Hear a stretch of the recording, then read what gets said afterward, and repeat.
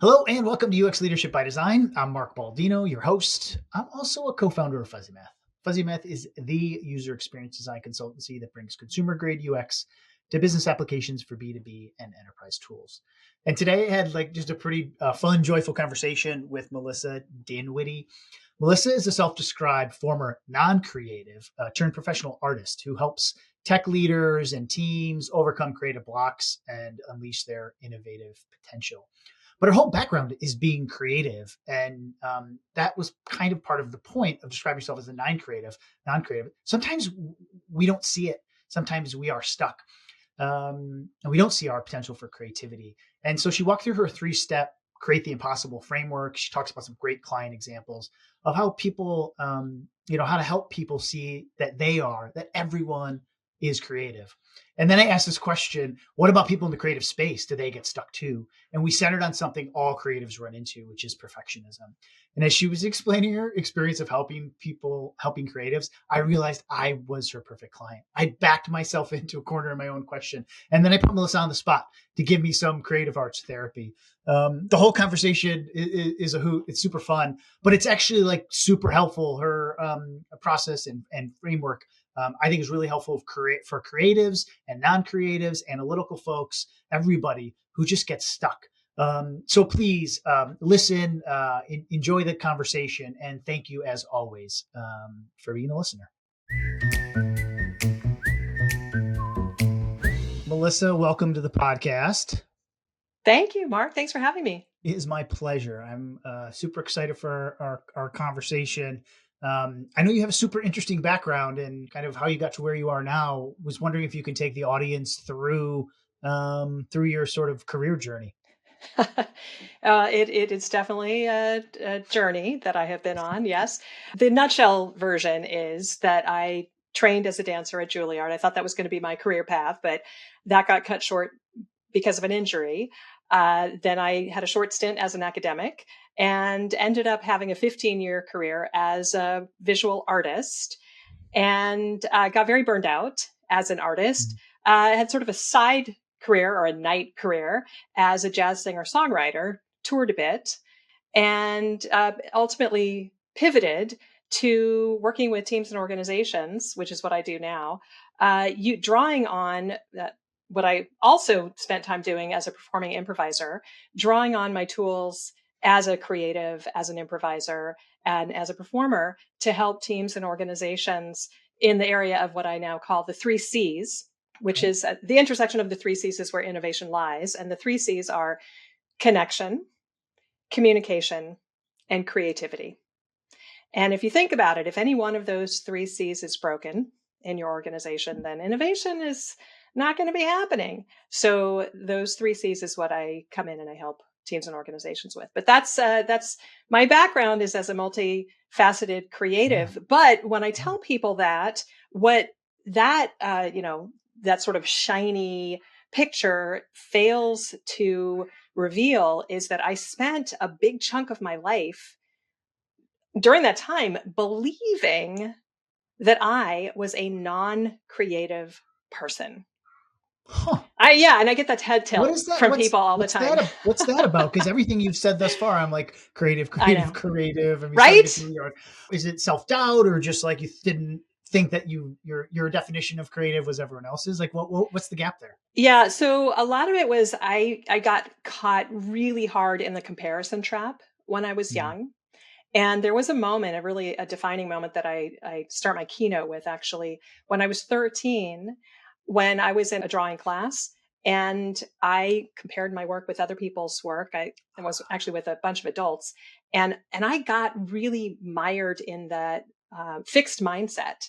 I really thought if you're not born knowing how to draw, then you just aren't good at art. Therefore, that means you're not creative. And so at age 13, I gave up on art. And a couple of years after that, I gave up on music because I wasn't one of those, genius musician kids.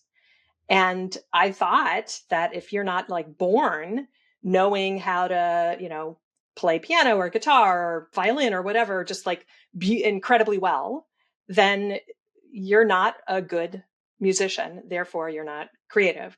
And I just gave up. And I Mhm. spent 15 years not making art. Now, during that time, I did dive into dance, but I didn't think of myself as creative. I was just a dancer. And so, and then I got injured and I didn't have any other creative outlets at that point. And I dove into academia, which is not known as a bastion of creativity. No, no, no, no, no, no, no. Yeah. And so when I sort of fell backwards into a career as an artist, which is a long story in itself, but it was the last thing I expected to find myself doing. And it took me a long time to claim the label of artist because I thought, well, I'm not an artist. I'm just doing these sort of like artsy craftsy things, but I'm not an Right. artist. So yeah. What was that like inflection point where you started to wear the label more loudly? And do you still find yourself like having some of those doubts of like, wait, am I creative or not? Or you kind of get past that argument? Oh, I have those doubts all the time. They never go Mhm. away. I mean, that's a big part of my keynote as well, is really a, that's what it's actually what my Create the Impossible framework helps people to do, is to continually bust Mhm. through those limiting beliefs. I call them self-installed glass ceilings, Okay. is to recognize them when they appear and know how to continually move through them. Because the power is not in, you know, having one breakthrough, Yeah. but having a tool, a framework that allows you to have breakthrough after breakthrough. And that's what my framework allows you to do, my Create the Impossible framework. And it's deceptively simple because it's 3 steps. And when you know what the 3 steps are, then you can constantly be in one of the steps or all 3 of the steps at all times. You're Interesting. constantly using those steps all the time to help you identify those limiting beliefs and continually just press against them and break through them. And that's the definition of creativity and innovation. Is it's not just like la la la la la, I'm creative, I'm innovative. No, actually, creativity and innovation, the process of it is pushing against a challenge, a constraint. And that the process of pushing against it, that is what unlocks creativity and innovation. Got it. So I want to get back to the 3 C's, but and maybe this relates to kind of your 3 step processing in creating the impossible. But what are some of those glass ceilings, self-imposed glass ceilings that when you're working with corporate clients, you're seeing time and again? Like, what are some common themes in terms of challenges? And then maybe if that leads you into how the 3 C's help break it, or maybe creating the impossible framework helps break through those. Like, what does that all look like? The limiting beliefs can come in so many different forms. My keynote is very much around innovation and creativity. And so, I talk a lot about, it's really hard to be creative when you think you're not. A really common limiting belief is, well, I'm not creative. You know, I'm not the creative one. It's the creative team, Right. they're the creative ones, right? But me over here, I'm the analytical one. I'm in the engineering team, or I'm the leadership team, or I'm the research team. I'm the UX team. I'm whatever. I'm not the creative team, so therefore I'm not creative. I mean, we have this weird labeling system, Yeah. right? That has Yeah. like the creative team over here and everybody else over here. Therefore they're the creatives because they have the label, right? But we're all creative. But it's hard to be creative when we got this label that tells us that we're not. And you're in like a work environment, right? Where maybe Yeah. you don't think your job is to be creative. Your boss doesn't think their job is to be creative. It's, as you Yeah. said, it's to run numbers, it's to be analytical, it's to work with spreadsheets, it's to define process flows, it's to maybe write, I don't know, user stories. So you come into organizations, do they, and you're welcome to pitch, like, are they finding you because they're like, hey, we don't feel like our team is creative enough, they're not problem solvers? Or is it sort of like, we have blocks in general and we need to break through them? Like, what's your ideal client? And then like, what is a problem that they're kind of coming to you with, in case there's somebody who's listening who's like, oh, Yeah. my team has that, or I personally have that. Yeah. So often a lot of managers, directors, come to me, honestly, because of the communication C. That is one of the big ones that they come to me for. Now, you can't hire me and not get the connection C, because that's baked into everything that I do. But the communication C is a big one. Now, I am not the person to bring in if it's like Charlie and Rajiv are having a they're having a communication interpersonal issue, issues, interpersonal issue. That's I'm not You're the not person doing to bring in creative for arts that. therapy here. That's not Not what I do. Okay. But if you've got a research team or an engineering team that's doing amazing work, but they're not getting promoted, they're getting passed over because they're not able to sell what they're doing to the leadership or whatever, that's an area that I can help with. Or if they're having these amazing insights, but they're not able to spread those insights throughout the organization, they're not able to communicate for influence and impact. That's a real sweet spot for me. That's where I can come in and really help. So I've done a lot of work, for example, with research teams inside of Facebook, really high level UX researchers who are doing amazing work, but they're really hobbled by certain challenges that they have. For example, they come in, they're very highly educated academics typically, and the way they communicate is they dig in their heels, they argue, and that does not serve them well in the corporate environment where they need to build relationships and they need to often they're put in like gatekeeper positions, and instead of blocking and dismissing other people's ideas that come their way, which does not build them any friends and build them influence across the organization, they need to learn how to accept and build on other people's ideas, validate other people's thinking. That doesn't mean they're going to implement other people's ideas, but in improv parlance, they need to yes and other people's ideas. Okay. Things like that. Those are like muscles that we're building. So for those teams, I did a lot of sort of diplomacy school, helping them learn empathy for their audiences, how to be able to think about how other people need to hear a message as opposed to how they are comfortable communicating a message, which is a real challenging one. So they are used to speaking in researchese, Yep. which is normal language for them, 100%. but for everybody else is like speaking Greek to an English speaker. So what's the solution? Just goes what's over the their solution head. there? Because like that's how they think, and that's you kind of have to like rewire their brain. Totally, right? You do. But so here's an example of the kind of thing that I do. So everything that I do is very experience based. It's very activity based. It's very play based. So I draw from tools from the world of improv and theater. Okay. And so here's an example. I love sharing this one. It's an activity that I call time traveler. Okay. So I'll come in and I can do this in person. I can do this in a Zoom session. And I'll divide people up into pairs. Partner A is from the present time. Nothing has changed for them. Partner B is a time traveler from 500 years ago. Okay. And so partner A, we imagine that their cell phone has just gone off. And their job is in 2 minutes to explain what this device is, their cell phone.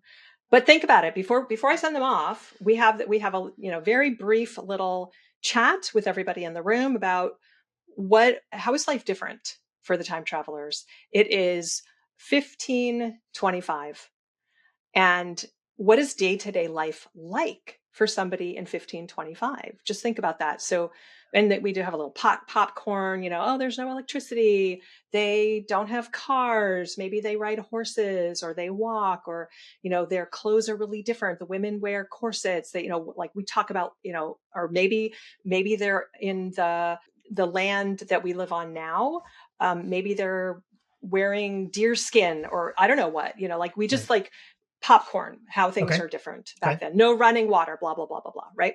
Okay. So then before I send them off, I also say, think about it.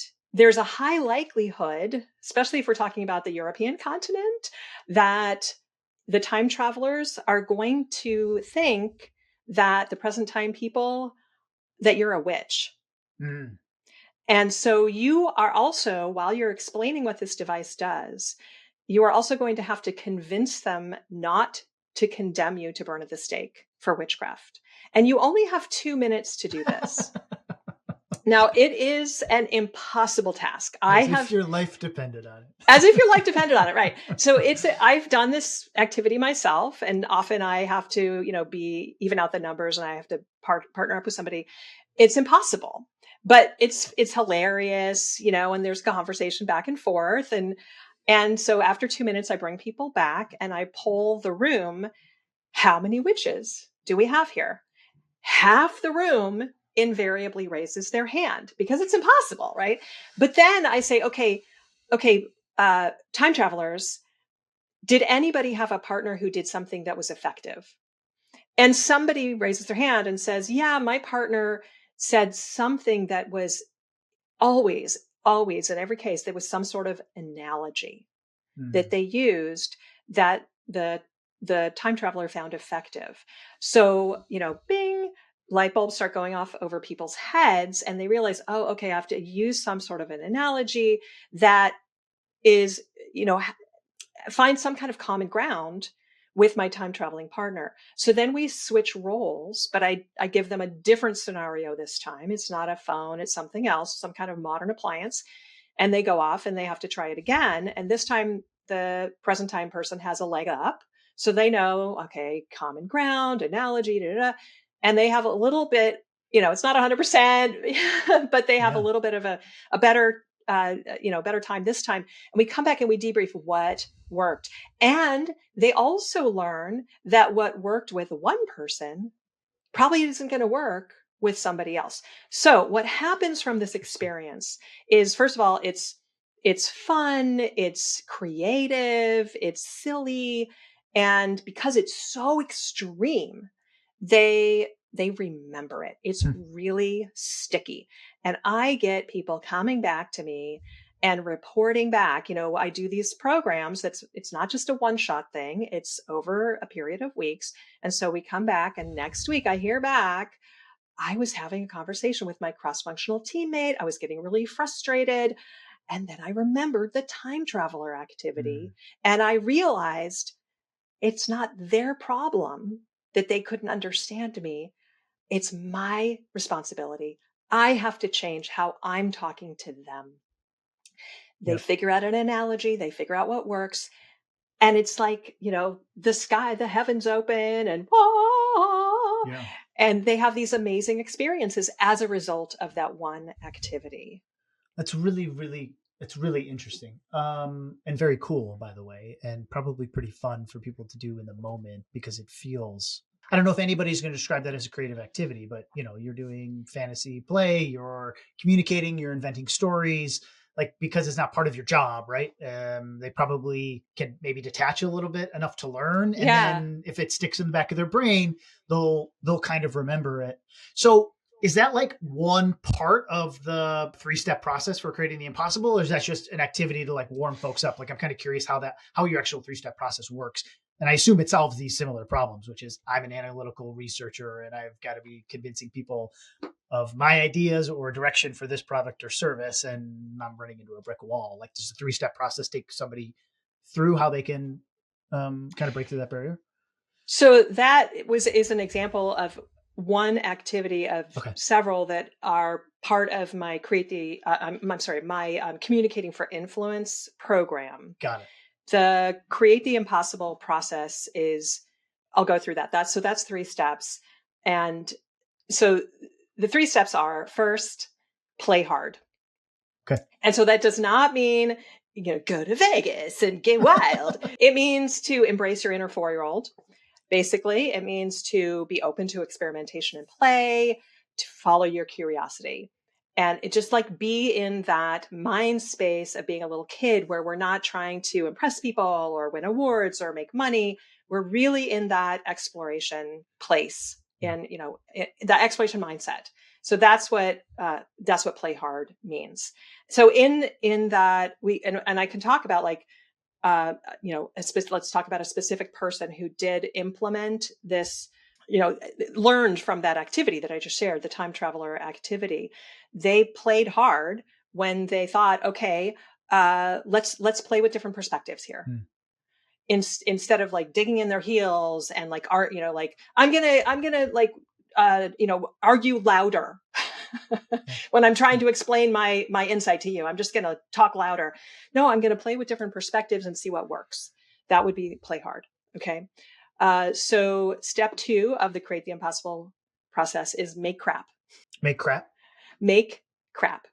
Okay. So, we all learn how to adult, and we all feel like we have to be like, everything have to be excellent all the time. And that is really a disservice that we are doing to ourselves, to our companies, to innovation.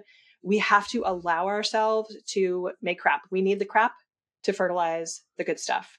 Like think about a photographer who has to just shoot a whole ton of photos and not worry about every photo being perfect. Yep. If you've ever had photos taken for, an event, a wedding, headshots or whatever, there's going to be maybe 300 photos, maybe 10 of them are going to be good, right? You just got to do a ton of them.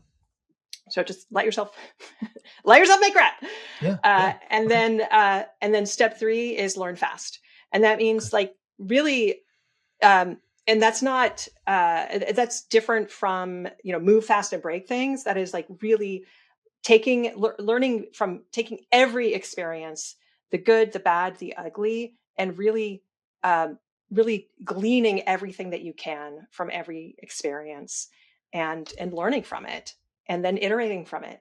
So, I mean, this is not a new concept, but combining it together with play hard, make crap, and learn fast, it's a continuous cycle that allows you to get past blocks. Yeah, that's really. what I say. It's kind of like this loop, these 3 things. It's a loop. As you said, you could be doing them not simultaneously, but maybe you're going fast, you're learning, and you're creating crap, right? Like you're just kind of like trying to get people through where they get stuck in the process where they're like, I like to say sometimes during times of stress at work, for me, I try to white knuckle things, right? I'm trying to control everything. Yeah. And that always ends up in me crashing something, and it's always a pain. So it's like, these are just kind of reminders as you're going through a process to get out of your own way, move forward, work quickly, but thoughtfully. I like the idea of like, yeah, you're making crap. There's going to be a lot of it. Some stuff's going to stick, some stuff's not, but you got to learn quick, as you said, but you're not, it's not go fast and break stuff. So, okay. So this is really like a mental framework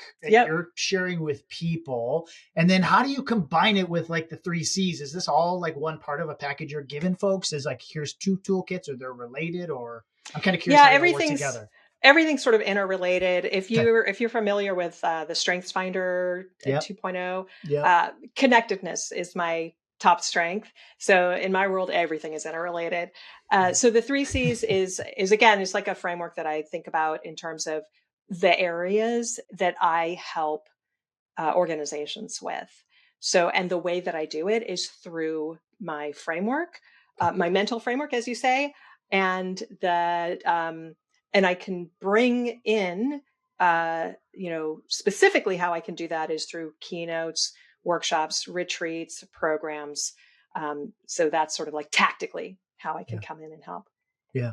And then, so for this, like you mentioned the analytical folks, what's another category of people that you're running into a lot that don't feel like they're creative? And then I want to talk about the flip side of it, which is working with creatives who maybe, I don't know, I think a lot of creative people get in their own way. They are perfectionists about their craft, and they consider themselves creative.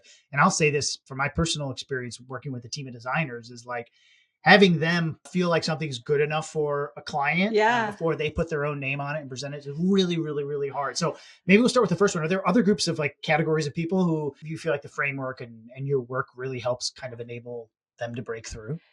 Yeah, I'm really glad you asked about that because it's really a universal framework. And, as you probably know, like for marketing purposes, it's like, we want to niche down and reach out to very specific audiences.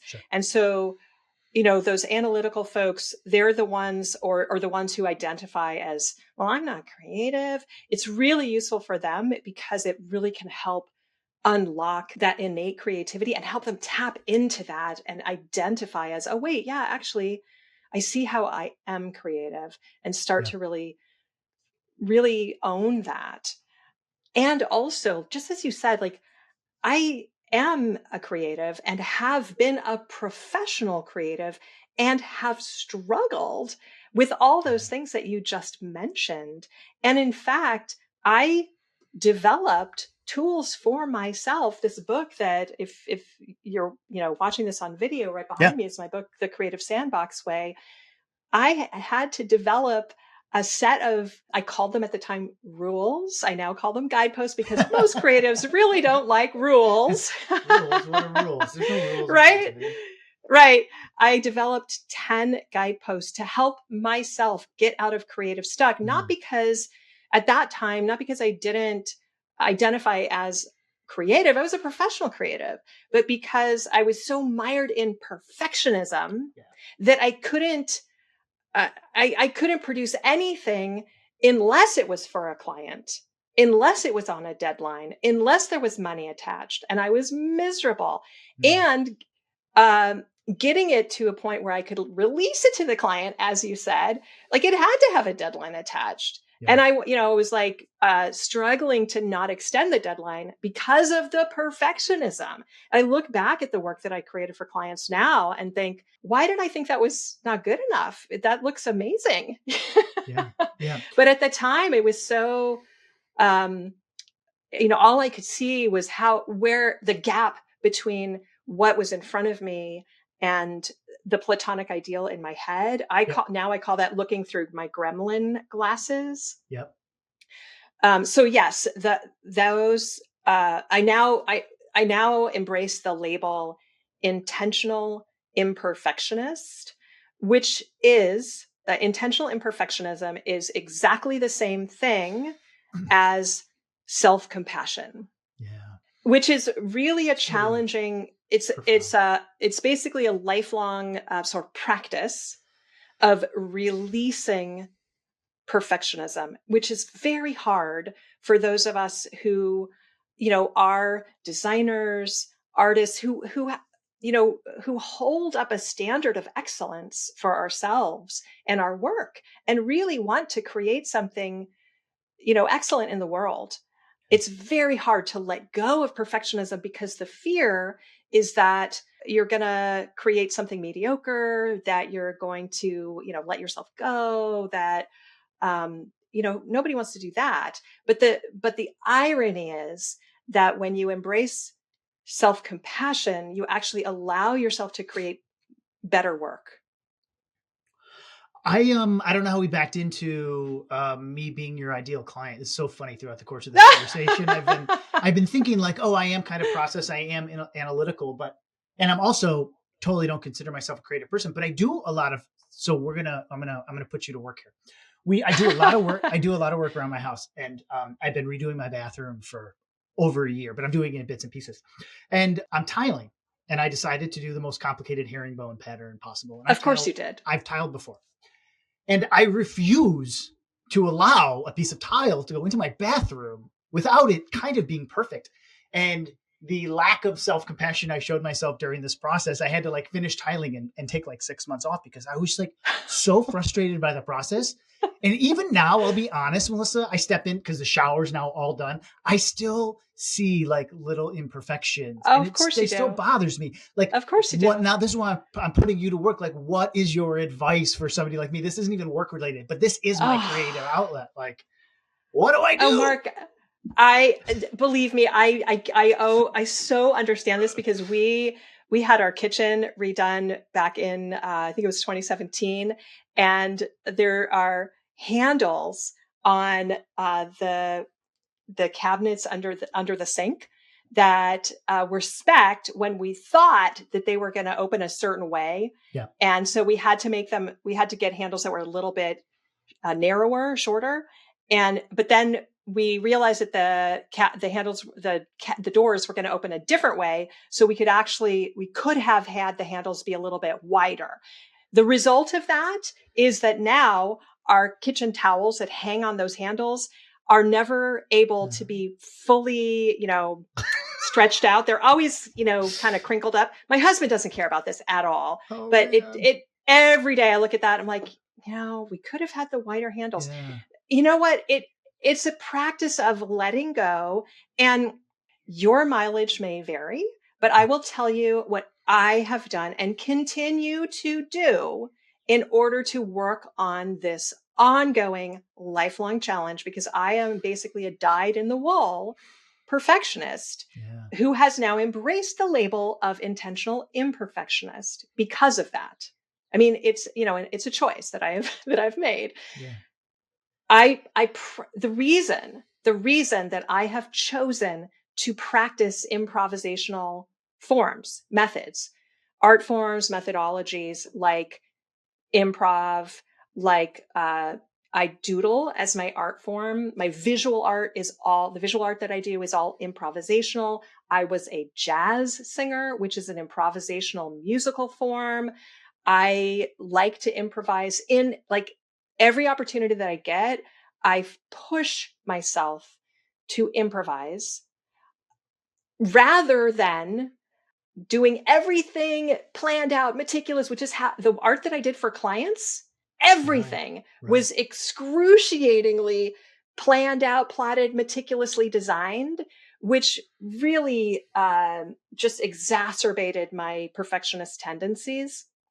So I have had to sort of swing the pendulum in the other direction in order to kind of as an antidote to that. Yeah. So for your bathroom, your tiles, if it were me, what I would do is every time I would look at that, I would just like lovingly embrace, like, isn't it wonderful that it's imperfect? Like this is an opportunity for Mm. me to uh to accept and honor and embrace imperfection, and like how great, like this Lovely. permanent tile is an opportunity. Like this is what instead of looking at my kitchen and thinking, dang it, I could redo those doors and it would be wasteful on the, environment. Like there's no reason for me to redo those doors. I can just say like, isn't that that's a great opportunity for me to accept that I'm imperfect and forgive myself for being human. Right on.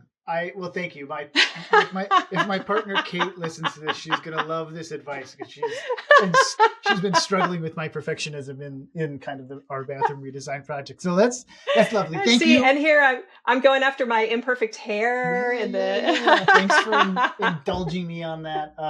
Somehow backed you into being my creative arts therapist on the call. I think this is a great place to wrap. This conversation has been awesome. I mean, your background is super interesting. I love that you took us through the 3 C's and obviously the Create the Impossible framework, which don't seem scary, which is really, really nice. But also, I think, as you said, they're getting people out, they're getting people unstuck and through barriers. And frankly, a lot of times it's getting people out of their own way, or me getting myself out of Absolutely. my own way. So you've obviously written a book, you do keynotes, you run workshops. Like, tell people full set of services, where they can find you, how they can connect with you. Yeah, you can find out all about what I do, what I offer at my website, melissadinwiddie.com, just my name.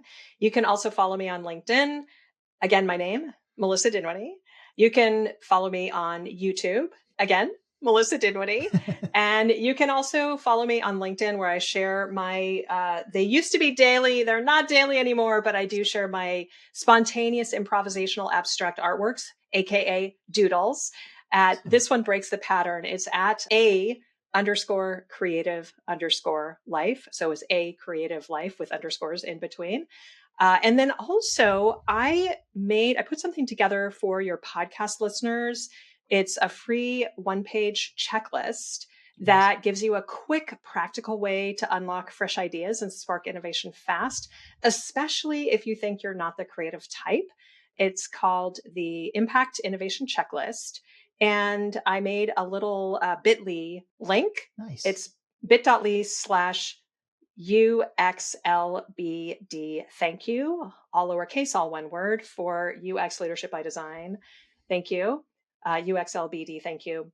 And you do have to put your name and email address in and then answer a little, I think it asks you to give a little like review of my appearance here or whatever. Cool. But it actually won't add you to a mailing list or anything. It just will give you the innovation impact checklist right away. Fantastic. Thank you for doing that. We'll include. Oh, and yeah, go.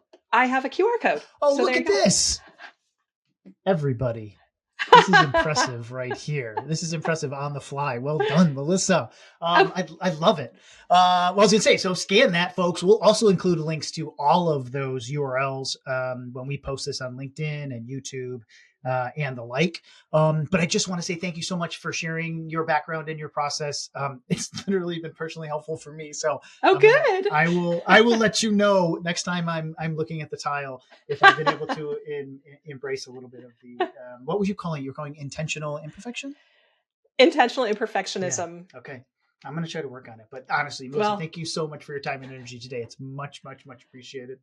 Mark, thank you for having me. This has been a lot of fun. And I'm going to be continuing to work on my intentional imperfectionism all the time. And when I look at my little handles in my kitchen. There you go. All right. Thank you very much for your time. Thank you.